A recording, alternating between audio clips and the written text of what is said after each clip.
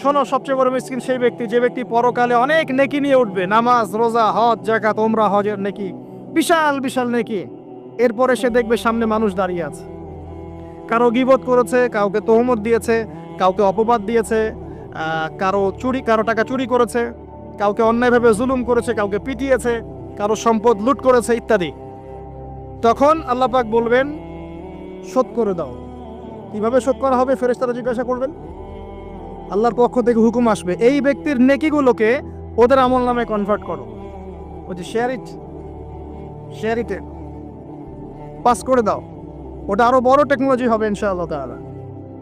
বলার সাথে সাথেই আপনার নেকি আমার নেকি দেখা যাবে চলে গেছে, নাউজুবিল্লাহ। এবার সব নেকি শেষ। এবার কি হবে? অর্ডার আসবে তাদের গুনাহগুলোকে এই ব্যক্তির আমল নামে চাপিয়ে দেওয়া হবে। এরপর আল্লাহ পাক বলবেন ইকরা কিতাবাক, পড়ো তোমার কিতাব।